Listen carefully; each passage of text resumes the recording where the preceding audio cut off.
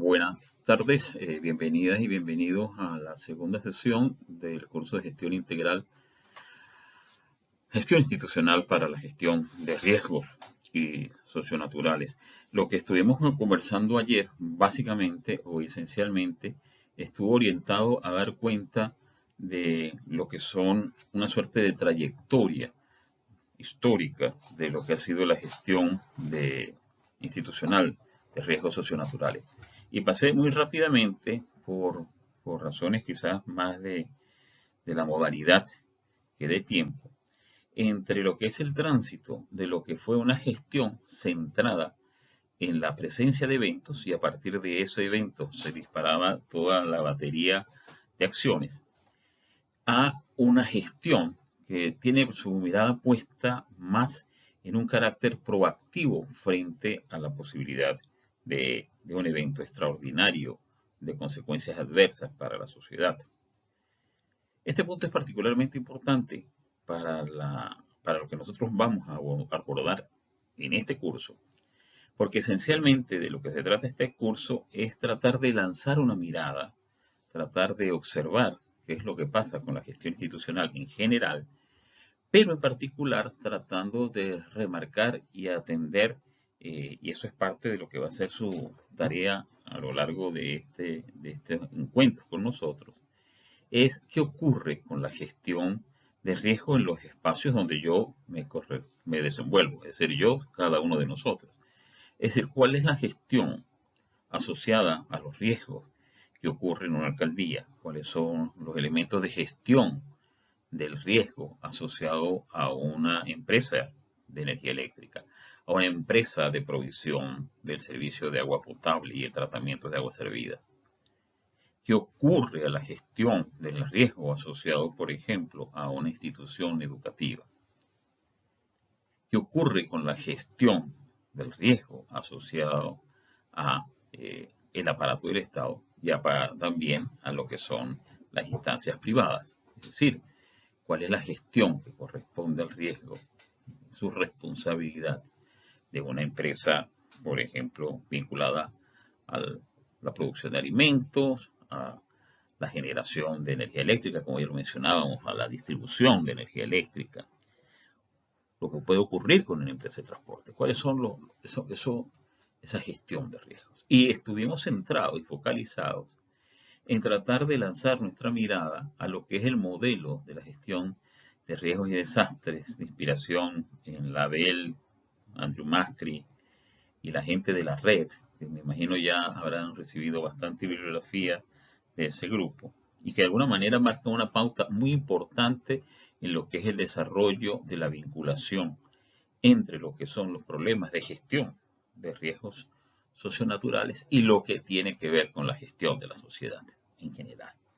Entonces, vamos quizás ahora a abordar lo que nos corresponde a nosotros en términos ya un poquito más orientados a precisamente esa distinción. En la distinción que hacíamos ayer, hablábamos a propósito del COVID-19 y del artículo que yo les pedí que ustedes revisaran, les mencionaba la importancia que tenía entender la identificación de la amenaza, entender la exposición ante la amenaza y poder comprender, explorar, desarrollar todo lo que tiene que ver con la vulnerabilidad. Y este punto me recuerda mucho una conversación que yo tenía hace años atrás con una persona que estaba trabajando estaba en la carrera de administración de emergencias en el UTE, que yo le decía que el primer paso fundamental para superar la vulnerabilidad es reconocer que esa vulnerabilidad existe. Al momento que yo reconozco esa vulnerabilidad y lo hago evidente, ya deja de ser una vulnerabilidad porque por lo menos cuento con los elementos para notar cuándo estoy siendo presa de esa particular vulnerabilidad. Esto aplica tanto para relaciones cotidianas de la vida, es decir, yo soy vulnerable a los comentarios malsanos.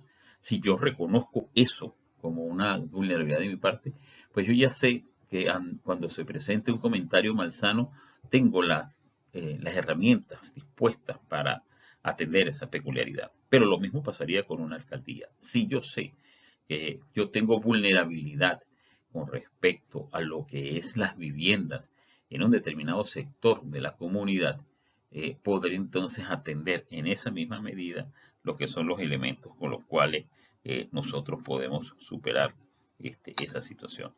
Eso nos lleva o nos conduce, por cierto, a la tarea de lo que es la reducción de la resiliencia o la capacidad de resiliencia.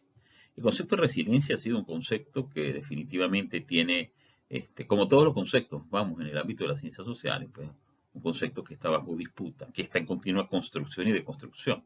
Hay gente que identifica la resiliencia como la capacidad de superar situaciones adversas de manera proactiva y en consecuencia generar un estado de capacidad de respuesta superior a la que tenía en el momento de que ocurre una determinada adversidad, pero otros se refieren a la resiliencia como una estrategia para abandonar lo que son las competencias de las instancias designadas para ello, y que en ese sentido, pues obviamente ocurre y acontece una suerte de abandono por parte de las tareas o obligaciones de las instancias públicas y privadas para atender lo que en otro caso debería ser penado y perseguido y en todo caso sancionado por la sociedad en su totalidad. Ese punto es importante porque nos va a llevar a lo que es la tarea que les voy a dejar al final de la sesión del día de hoy, que tiene que ver con abordar un texto y a partir de ese texto hacer una focalización a lo que es el caso particular de trabajo. Bien, si eso es lo que nosotros estábamos hablando con respecto a que la gestión de riesgos socionaturales, su gestión supone entender la amenaza, la exposición ante la amenaza y la vulnerabilidad, entonces uno tendría que hacer, por simple deducción lógica, que la gestión tendría que suponer, la gestión de riesgos socionaturales tendría que suponer la gestión de la amenaza, la gestión de la exposición y la gestión de la vulnerabilidad. ¿Y qué significa gestionar la amenaza? Bueno, la gestión de la amenaza pasa en primer lugar en poder diagnosticar cuáles son los escenarios posibles de amenazas en general y cuál es el efecto que ellos tienen en la actividad humana. Ya hemos insistido muchísimo en esto, que evidentemente un terremoto en un desierto pues no será catalogado de desastre porque su afectación en la actividad humana puede ser considerado cero.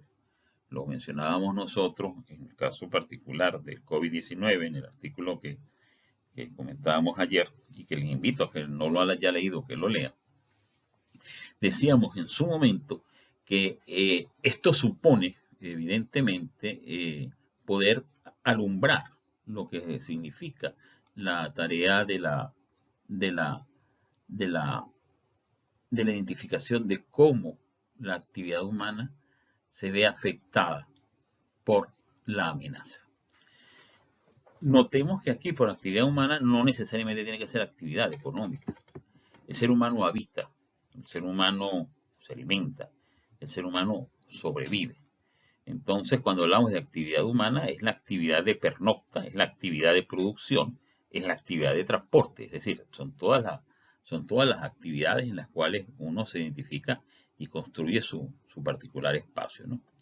Entonces, en ese sentido, yo creo que es bien importante que cuando nosotros nos acercamos al tema de las actividades humanas, entendamos que la actividad humana no nos estamos refiriendo solamente a actividades económicas, sino a todo aquello que involucra la presencia del ser humano en un determinado entorno físico. Obviamente que gestionar la amenaza también implica conocer cuál es el impacto que tiene en el ámbito económico y territorial. Cuando intervenimos en espacios diagnosticados como inestables. Y esos espacios inestables pueden ser zonas de inestabilidad geomorfológica, ambiental, industrial, social. Es decir, ¿qué impacto puede tener? Y notemos que aquí estamos hablando de la gestión en su sentido más amplio de la amenaza, ¿no? Evidentemente que hay quienes se asoman a este tema hasta llegar al plano de la amenaza de la delincuencia. Todo lo demás no es el caso que a nosotros nos ocupa. A nosotros nos ocupa son riesgos de carácter socionatural que tengan impacto de manera colectiva. no estamos atendiendo acá el tema de la delincuencia, por ejemplo, o de la seguridad personal. Estamos hablando de la seguridad en espacios territoriales más o menos amplios en los cuales ocurre la exposición de lo que estamos mencionando. En segundo lugar, hay que regular la exposición. Y regular la exposición es precisamente identificar las posibles formas en que la amenaza puede incidir en la vida de las personas. Y con esto no estamos diciendo solamente el impacto de manera inmediata por la presencia de un evento, sin, a propósito de la amenaza, sino cómo ella afecta sus actividades. El caso particular del COVID-19, en el artículo que mencionamos, ilustra de manera muy peculiar cómo una misma amenaza, si se regula la exposición a esa amenaza, pues el impacto va a ser menor o mayor dependiendo de lo que es el tipo de exposición a la cual nos estamos enfrentando.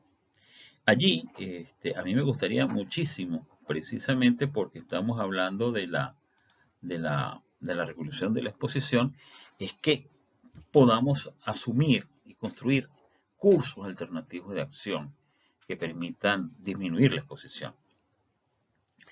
Por supuesto, y aquí ya entra un aspecto que ha sido clave en el trabajo que con Alejandro y con los otros compañeros en la definición del posgrado decíamos.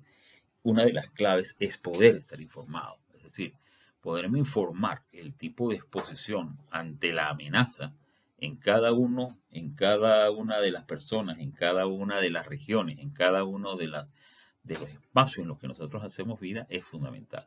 Y su fundamento estriba en que probablemente nuestra capacidad de respuesta ante esa exposición de la amenaza pues va a ser distinta dependiendo de nuestra precisamente capacidad de lidiar con esa exposición y que nos lleva finalmente al tema de la vulnerabilidad. Y ahí sí es donde nosotros tenemos un tema que es particularmente complejo, porque la reducción de la vulnerabilidad va más allá de identificar las vulnerabilidades que están asociadas a una amenaza y ver cuáles son las vulnerabilidades que se disparan a partir de esa amenaza.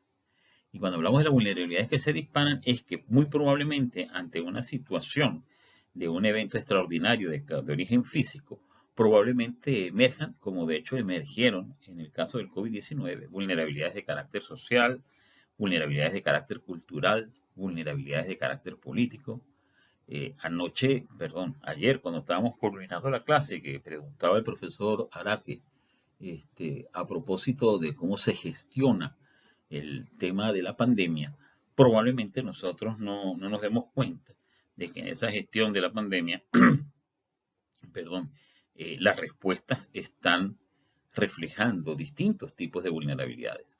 Hay vulnerabilidades de carácter social, vulnerabilidades de carácter cultural, vulnerabilidades de carácter político.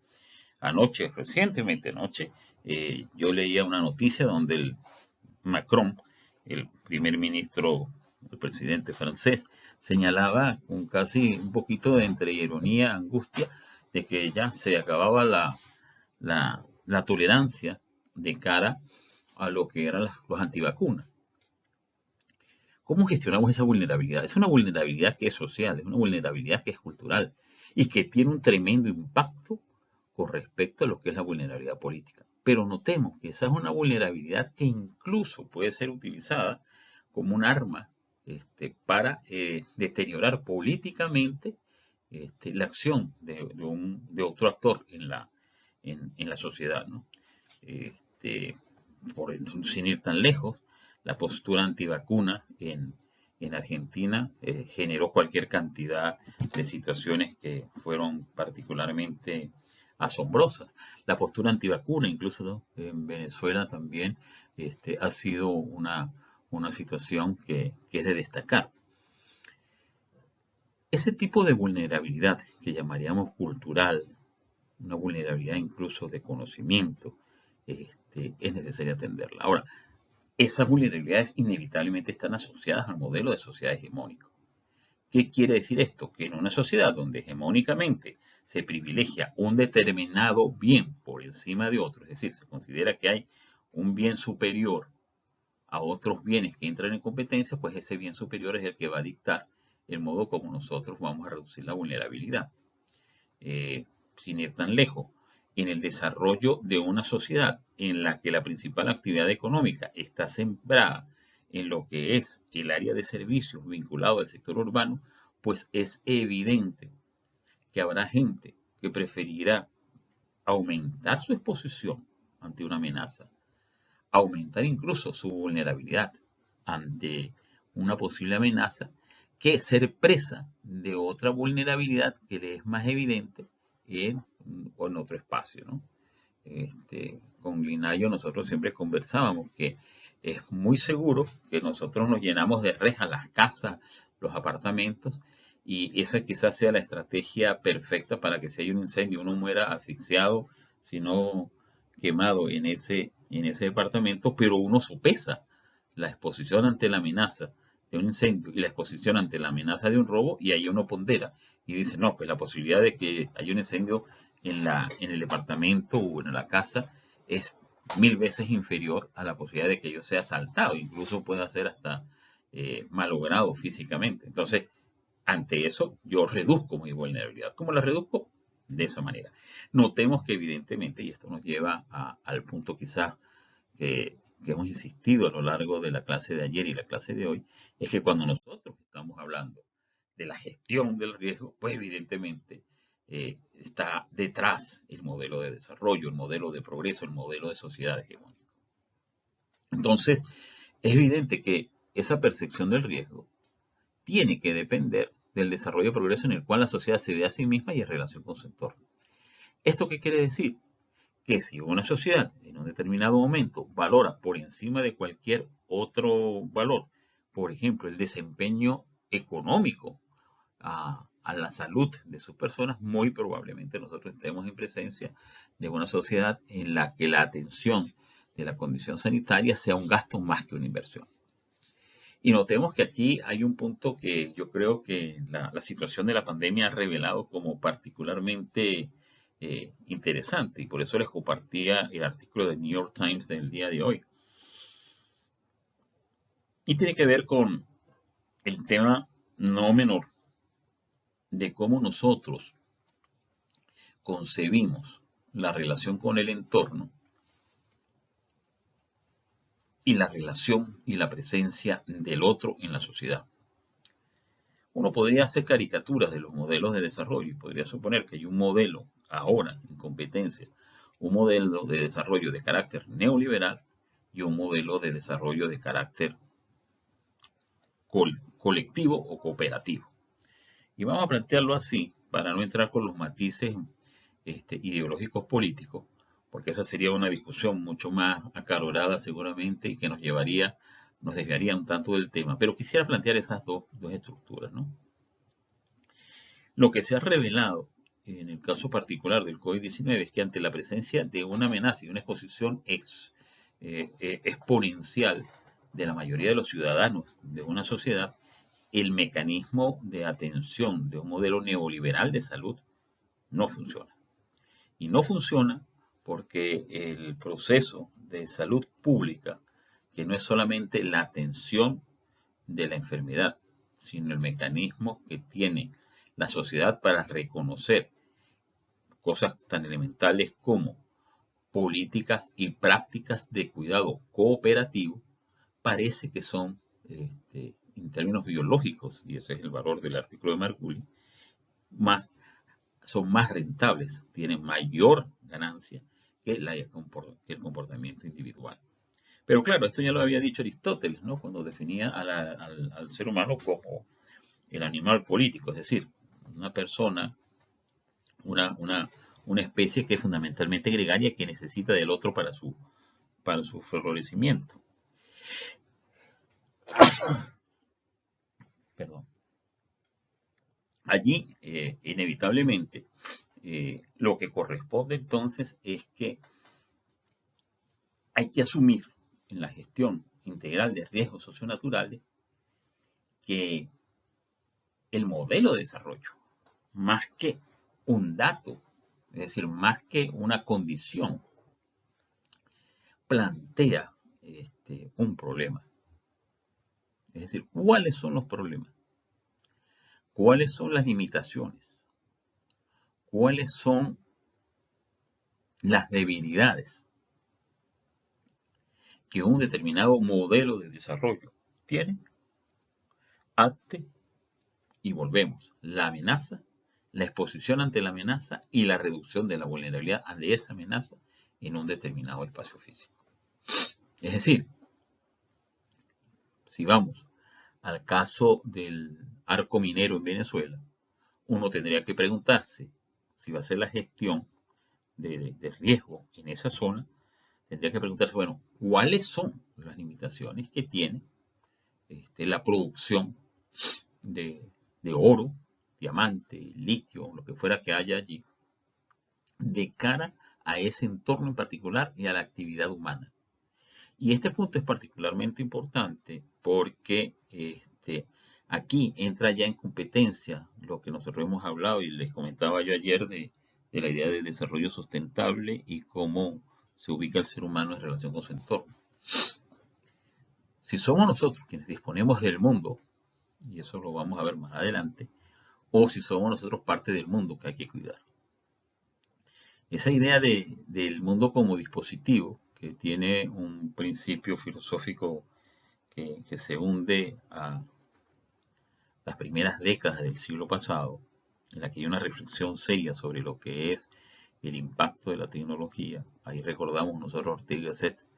Les recomiendo leer ese texto, La meditación sobre la técnica, o La pregunta por la tecnología de Martin Heidegger, o incluso las reflexiones que sobre la tecnología tiene Lewis Mumford, y quizás las discusiones ya mucho más contemporáneas de Bruno Latour sobre las teorías del actor. Nosotros deberíamos entender que el modelo de desarrollo es parte del problema y no es parte de la solución. Total, que cuando nosotros estamos haciendo el diseño de una organización o de una institución, entendamos que tenemos que ver cuál es el modelo hegemónico, cuáles son las prioridades que se establecen en esa sociedad y cómo esas prioridades pues, pueden ocultar amenazas, pueden exacerbar exposiciones ante esas amenazas, pero incluso pueden aumentar la vulnerabilidad. Recordemos que en este caso particular la gestión integral de riesgo es particularmente modesta. No es que no ocurra la amenaza, sino que podamos estar conscientes y actuar en consecuencia ante la posibilidad de un evento adverso. Obviamente que aquí uno tendría que entender que factores como cambio climático, el antropoceno, el terricidio, son esencialmente la descripción de una misma situación que se experimenta de forma distinta dependiendo desde dónde se hace la afirmación de que el planeta está sufriendo los efectos del cambio climático, que estamos en la era del antropoceno o que estamos en presencia del terricidio. Uso tres conceptos que son interesantes, porque por ejemplo el concepto de cambio climático hace referencia a lo que ha sido el instrumento con el cual se trata en estos momentos de ordenar el discurso sobre los procesos de desarrollo desde las Naciones Unidas, en la que el cambio climático se convierte en el gran problema que hay que atender, que hay que reflexionar, el cual es la gran amenaza, es la suma de todas las amenazas del cambio climático. Mientras que el antropoceno es precisamente una descripción más bien de carácter pasivo, en la que se define cómo la presencia del ser humano ya logró y está logrando y está condenado de manera inevitable e irreversible de alterar lo que es la corteza terrestre, el planeta Tierra, incluso va más allá de la corteza terrestre. Y eso obviamente tiene planteado claramente que a diferencia de cualquier otra especie, ser vivo del planeta, en términos de su acción más contundente, el ser humano ha logrado hacer cambios prácticamente en todo ecosistema y en todo entorno que hay en el planeta. Es decir, que se consiga plástico a profundidades donde por primera vez está llegando el hombre. Quiere decir que la huella del ser humano ya no lo persigue, sino que lo antecede. Ese tipo de impacto que logra tener una incidencia de tal magnitud es lo que el antropoceno señala. Bueno, ya estamos en presencia de que la corteza terrestre, el planeta Tierra, en términos de eras geológicas, podemos hablar de que hay una era que está siendo gobernada por la transformación que hace el hombre. Y finalmente, que casi sería la antítesis de esa anterior que estamos mencionando, tiene que ver lo que se conoce como el terricidio. Y el terricidio es, obviamente, el asesinato de la tierra. Y esa mirada es interesante porque es la mirada con la que, por ejemplo, el pueblo mapuche en estas tierras del sur identifica que es la actividad que está desarrollando el ser humano en el presente. Es decir, nosotros estamos asesinando al planeta. Notemos que en un caso, en el otro, en los tres casos distintos hay una reacción proactiva, en la otra incluso hay una condición de violación de lo que es un orden universal. Es decir, si estamos matando a la tierra y nosotros somos gente de la tierra, que es la definición del pueblo mapuche, pues definitivamente más que un terricidio lo que estamos cometiendo es un suicidio colectivo. ¿Sí? Estamos en presencia de un suicidio colectivo, en cuyo caso evidentemente habría que reordenar incluso la idea de cuáles son los bienes que deben empujar el modelo de desarrollo en el cual nosotros nos estamos moviendo, nos estamos ubicando. Obviamente, eso supone que si nosotros vamos a hacer el desarrollo de gestión institucional y es un discurso que está anclado en considerar la evidencia para la definición de los procesos institucionales, entonces, y este punto es bien importante, porque la mirada mapuche, la mirada científica, la mirada un poquito más alejada del antropoceno, como diciendo esto es inevitable, requiere ser atemperada, requiere ser ajustada a que los procesos institucionales puedan incluir esas distintas miradas sobre el uso y permanencia del ser humano en la Tierra. Y ver cuáles son los espacios donde ellas convergen, cuáles son los espacios en los que ellas divergen, y si en ese proceso de divergencia se pueden crear nuevos modelos de desarrollo y de relación con el planeta Tierra. Porque a fin de cuentas, pareciera que la gestión de riesgos tiene que ver con la gestión de la relación del ser humano con su entorno. No es más sino eso. Entonces, cualquiera que sea la aproximación del riesgo al cual se tenga, es decir, la amenaza ante el quiebre económico, la amenaza ante el quiebre social, la amenaza ante el quiebre político, la amenaza ante la ruptura cultural, cualquiera que ella sea, deberá considerar que es aquello que se considera clave para la sobrevivencia y permanencia, evidentemente material, de la sociedad en la cual nosotros nos estamos desarrollando y haciendo la gestión de riesgos. Es decir, que podemos garantizar la permanencia material, pero si garantizar la permanencia material supone la ruptura y la generación de vulnerabilidades de carácter cultural, político y de otra índole, probablemente haya que hacer un proceso de equilibrio que permita sopesar las prioridades en términos de ese modelo de desarrollo. Ahora bien, permítame saltar de esto, que es poner la visión panorámica de cara a lo que es el tema de la gestión de riesgos, para mirar ahora, voltear la mirada hacia lo que son los modelos organizacionales para la gestión institucional.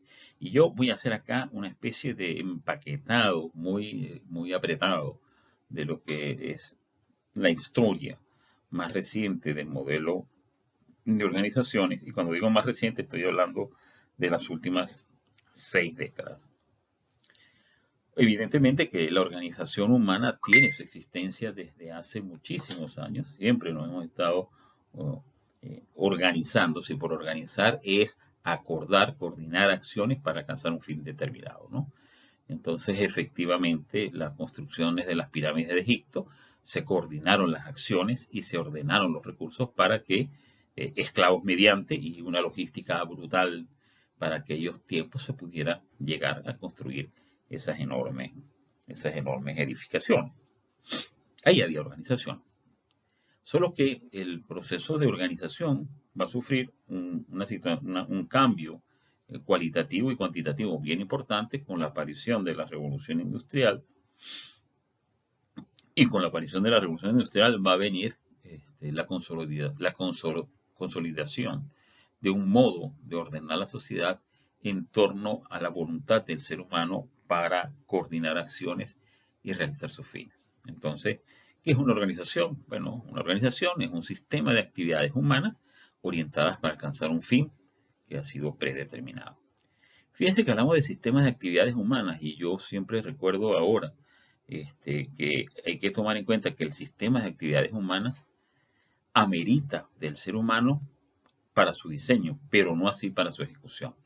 Entonces, fácilmente uno podría pensar que una organización que está totalmente automatizada es un sistema de actividades humanas. Y es un sistema de actividades humanas porque precisamente su tarea es dar lugar a algo que no existe naturalmente o de forma natural en la sociedad o en la naturaleza. Allí las cosas, es importante llamar la atención sobre esto porque cada vez más hay tareas que son sustituidas por las máquinas, los robots, las aplicaciones, incluso la sustitución de médicos por inteligencia artificial y todo lo demás. Sin embargo, esas actividades siguen siendo actividades humanas porque su inspiración, su modo de operar es humano. Hago esta aclaratoria para atender lo que seguramente puede surgir más adelante, de que todo lo que es el aparato de infraestructura, de conocimiento, de levantamiento de datos y todo lo demás, esos son actividades humanas, aun cuando se hagan con drones, son actividades humanas. En fin, esas organizaciones que surgen y que tienen desde comienzos del siglo pasado, es decir, 1907, 1918, se habla de la organización como la jaula de hierro que hablaba Weber, es decir, aquel espacio donde se sometía a la persona a cumplir una cantidad de horas y una cantidad de tareas y que estaban definidas de manera anónima, es decir, no importaba quién la haga, pero que se hiciera bien. Va a sufrir un proceso de transformación y yo lo que estoy señalando acá básicamente son tres grandes hitos. Un primer hito es el que el diseño de los procesos internos marcan la posibilidad, y cuando hablamos de procesos internos me refiero a la organización. La organización consiste en diseñar procesos que le permitan operar con la menor perturbación del mundo exterior a la organización, ¿no? Y es lo que se denomina la primera iteración de la organización como un sistema cerrado. Es decir, lo que caracteriza a una organización es su distinción, diferenciación de lo que ocurre afuera. De lo que ocurre afuera es lo que ocurre fuera del entorno. Entonces, si nosotros decidimos coordinarnos, incluso el modo de operar, el modo de vestirnos, el modo de relacionarnos, nos permite a nosotros crear una especie de burbuja que permite que la organización pueda realizar sus actividades sin que haya una mayor incidencia de las afectaciones o de la variedad del mundo externo, que siempre va a ser mayor que la variedad que nosotros podemos tener al interior de una organización. Si nosotros vemos, por ejemplo, el modo de cómo opera la escuela, una escuela opera sobre la base de uniformes, uniformes para el estudiante, uniformes para los obreros, uniformes para los trabajadores docentes. Eso obviamente que en el presente ha cambiado bastante, pero que el proceso ya de diferenciación es de otro tenor, ¿no?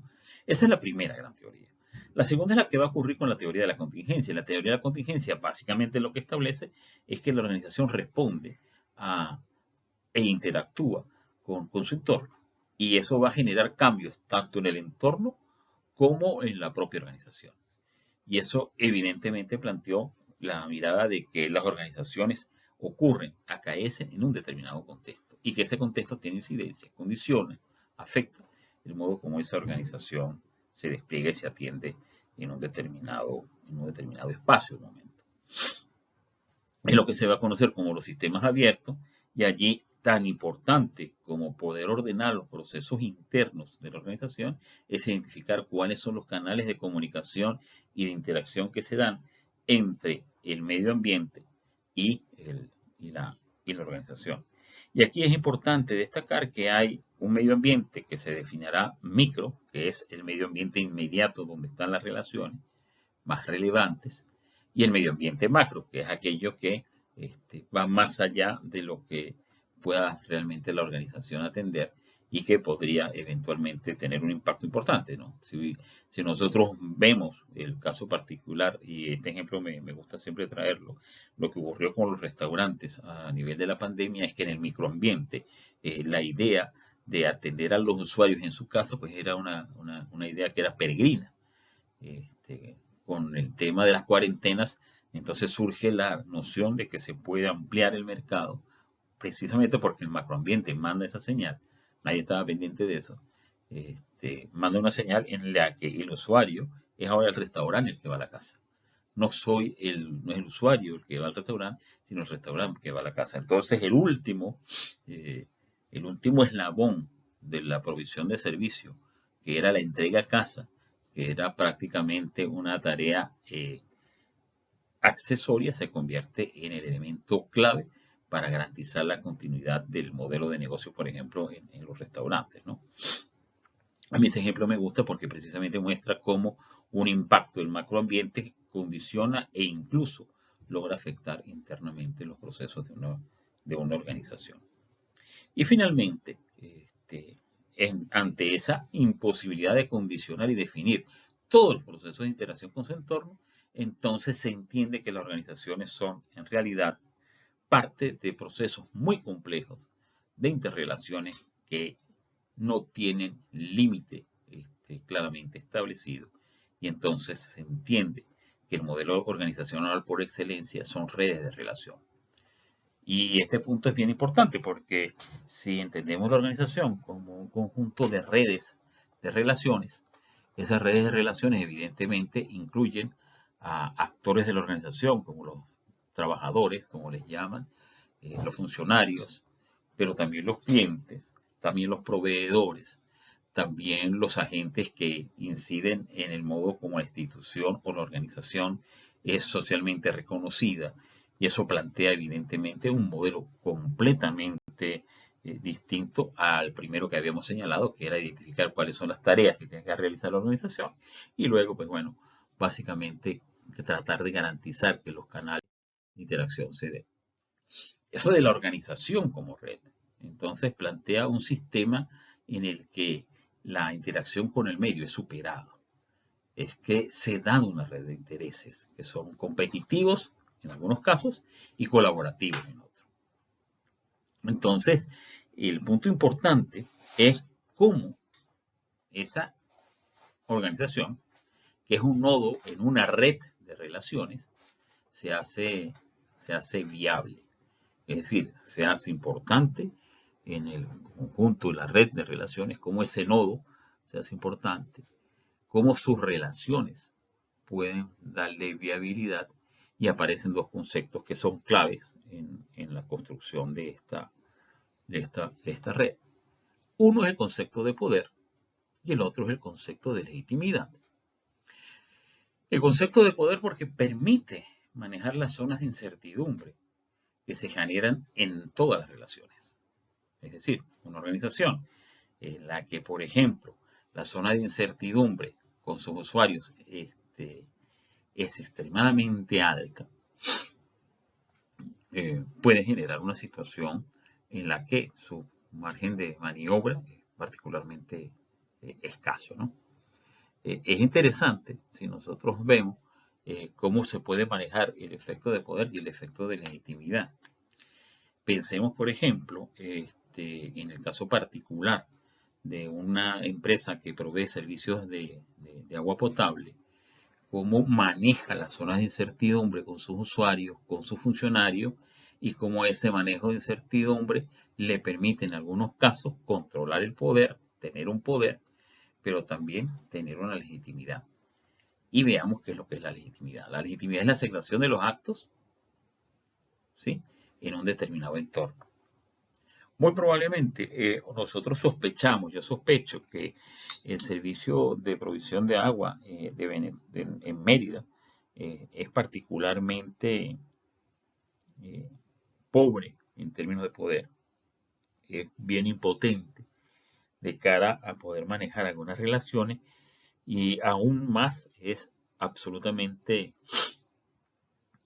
tiene un nivel de legitimidad muy bajo, y sin embargo tiene un poder enorme, por otro lado, porque maneja una incertidumbre que es vital, que es tener acceso a la condición fundamental de la vida humana. Entonces, fíjense, tremendo poder que tiene, una legitimidad de la organización como proveedora particularmente baja, y sin embargo pareciera que no hay manera de que ese nodo pueda ser destruido. Es decir, tiene una potencia tal la empresa del servicio de provisión de agua que evidentemente allí puede ocurrir cualquier cosa que uno lo tolera porque, a fin de cuentas, con que yo tenga agua, me doy por bien servido. Olvidémonos totalmente de otros niveles un poquito más elaborados de un tratamiento de aguas servidas, de una provisión de un agua potable en buenas condiciones, de buena calidad, de manera continua, con color, sabor y inocuidad apropiadas y todo lo demás. Obviamente que eso supone que hay dinámicas de relación. Hago el caso del servicio de agua, porque tenemos una compañera que está haciendo el caso del agua, pero pensémoslo también en términos del servicio, por ejemplo, eléctrico. O veamos el caso particular de la disposición de desechos sólidos de una alcaldía o la oficina de catastro de una, de una, de una alcaldía, de una municipalidad, por ejemplo. Es decir, ¿qué pasa con una oficina de catastro? ¿Cómo es la red de relaciones que una oficina de catastro genera en su entorno? Y ahí veremos casos nosotros, o sea, es todo un tema, ver las relaciones, los usuarios, las incidencias, es decir, constructoras, personas, propietarios de terrenos. Es decir, si yo soy dueño de un terreno en el que está ocurriendo un deslizamiento continuo, imagínense cómo yo voy a presionar, si tengo cómo, para que la municipalidad me otorgue el permiso de habitabilidad en ese espacio. ¿Sí? Y ahí se dan juegos evidentemente de poder y de legitimidad. Ese punto yo creo que es importante que lo consideremos como un aspecto clave a la hora de nosotros acercarnos al fenómeno de las organizaciones. Obviamente que esa dinámica de relaciones van a tener racionalidades distintas. No es lo mismo la racionalidad de una persona que no tiene habitación y que ha montado su rancho a la falda de, de una meseta y que es su único espacio vital de vida. Su racionalidad va a ser absolutamente distinta a, por ejemplo, una constructora que está desarrollando edificios en una zona privilegiada en términos de seguridad física, por ejemplo. Pero va a ser totalmente distinta también, por ejemplo, a la mirada que tiene el evaluador de riesgo y de servicios que está de la municipalidad. Igualmente va a ser distinta a la mirada, por ejemplo, de la persona que quiere desarrollar en ese mismo espacio un parque industrial. Imaginémonos nosotros, y el ejemplo lo estoy poniendo bien crudito, imaginémonos una comunidad en la que yo compro, adquiero un condominio y resulta que me montan un colegio y resulta que ese colegio a las horas pico tiene una cantidad de vehículos que hacen que yo tenga que salir para mi trabajo ahora una hora antes de lo que yo usualmente salía. Imagínense el impacto, es decir, las racionalidades que entran en conflicto allí. Total que el primer aspecto es conocer los intereses, porque eso va a permitir que nosotros veamos cuáles son las zonas de incertidumbre, es decir, cuáles son los espacios donde el resultado de las acciones no son conocidas con precisión. Y evidentemente esas zonas son las que van a permitir jugar con el poder. Es decir, cuando yo, como miembro del condominio, donde me van a montar un colegio, yo acudo a la municipalidad con la firma de 200 personas que dicen que no se monte el colegio allí, o que no se monte la cárcel, o que no se monte la fábrica, o que no se monte la producción de cloro, lo que fuera, hay ahí, evidentemente, zonas de incertidumbre y es donde se va a dar el juego del poder. Poder estar claros de los juegos del poder, valga la redundancia y el juego de la palabra, es clave, porque evidentemente ya la organización se va a tener que entender como una red donde hay espacios de certeza y de certidumbre que van cambiando con el tiempo. Van cambiando a lo largo del tiempo porque el poder no se tiene, el poder se ejerce. A ratos yo puedo convencer a la alcaldía de que no se monte el colegio allí porque no es apropiado y de repente se elige otro alcalde y resulta que ese alcalde tiene otros intereses, no los conocemos, juega con ese incertidumbre y terminamos teniendo el bendito colegio o la fábrica de cloro al frente de la casa, ¿no? Entonces, precisamente, la tarea de gestión, y esto es en términos absolutamente generales para cualquier organización, supone gestionar las acciones colectivas entendidas como estrategias que buscan aprovechar las zonas de incertidumbre. ¿Qué quiere decir esto? Que los actores en la organización, en la institución, van a poder ser entendidos como aliados, porque tenemos concurrencia de intereses, como colaboradores, porque aunque sus intereses sean distintos a los míos, un determinado curso de acción nos permite a nosotros colaborar. Marginales, como aquellos cuya acción no tiene particularmente relevancia en lo que es el desempeño de mis tareas, y aquellos que son amenazas o enemigos porque tienen intereses que son contrarias. Y en esa medida yo puedo graficar y construir el mapa de relaciones y de redes de intereses que se dan en la organización. Ya nos vamos acercando a la última parte de la sesión de hoy, y tiene que ver con la identificación de lo que son los actores y sus estrategias. Obviamente que todo actor va a actuar de acuerdo con una racionalidad que no necesariamente es la de la organización. Muy probablemente el inspector de catastro, al momento en que llegue a la inspección de obra, se va a conseguir con la presión del ingeniero, la presión de los propietarios, que probablemente haga que la racionalidad de él, en tanto que actor, funcionario, sea sometida a un cambio de racionalidad que pueda dar lugar a intereses que vayan en contra incluso de la oficina de catastro, ¿no? Eso es importante, porque noten ustedes que acá la red de relaciones competitivas y colaborativas hace difusa la dimensión del funcionario. Es decir, no hay que imputarle solamente a la organización, ni hay que imputarle solamente al funcionario la condición de corrupto, sino que la corrupción es producto precisamente de una red de relaciones complejas. Por eso es que a veces causa un poquito de gracia cuando se dice que las instituciones públicas son corruptas, cuando precisamente es tan corrupto el que ofrece como el que recibe pago por un servicio que no debería ser considerado como tal, ¿no? Eso evidentemente hace que las estrategias van a depender de la posibilidad que los actores tienen de que se constituyan en grupo o no, es decir, que puedan potenciar sus acciones. Y la existencia de los grupos van a depender de que sean reconocidos e incluso incorporados como actores claves de la empresa o de la institución. Por ejemplo, uno podría suponer que una oficina de catastro puede tener en los grupos ecológicos un aliado importante a la hora de tener mecanismos de legitimidad fuera de la institución para llevar adelante iniciativas vinculadas al uso apropiado de los terrenos, por decir algo. Sin embargo, y lo hemos visto y lo hemos experimentado en Mérida en particular, en Venezuela seguramente sobran los ejemplos en las que precisamente grupos que tienen intereses de carácter ecológico han sido vistos más bien como enemigos del desarrollo, del progreso y del bienestar material de las comunidades, y han sido prácticamente excluidos y han sido tratados como enemigos de esta instancia. Evidentemente que eso nosotros podemos observarlo.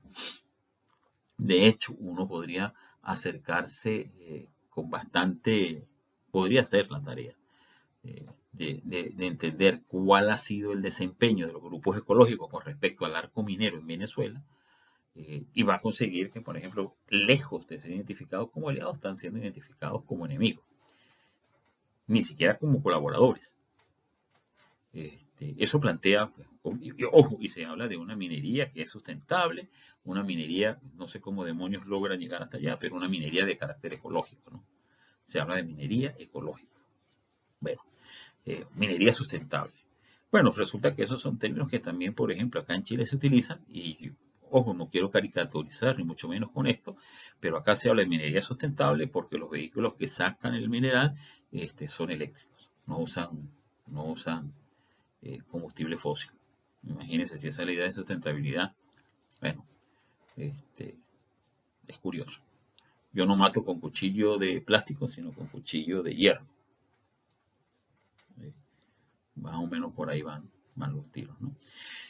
Obviamente que considerar a la institución como red nos va a permitir a nosotros que identificar que aquellos que se desempeñan en un mismo rubro, es decir, aquellas otras instancias, en el caso particular de lo que a nosotros nos interesa, que es la gestión de riesgo, no solo pueden ser vistos como competencias, sino como colaboradores, dependiendo del hábito en el cual ellos operan y despliegan sus acciones.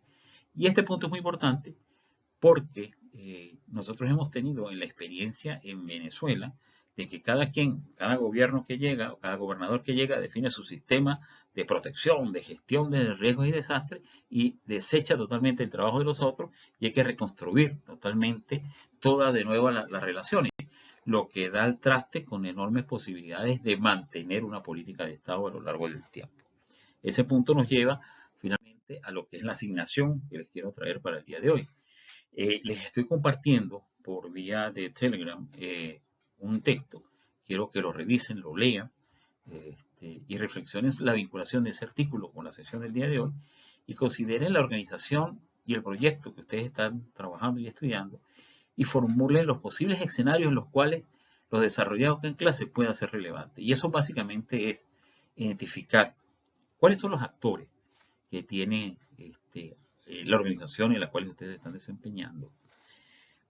¿Quiénes son los grupos de interés? Y los grupos de interés, o como se le llama en inglés, stakeholders, los grupos de interés que pueden ser colaboradores, que pueden ser aliados, que pueden ser marginales y que pueden ser amenazas para la gestión institucional de la organización del riesgo que ustedes están hablando allí.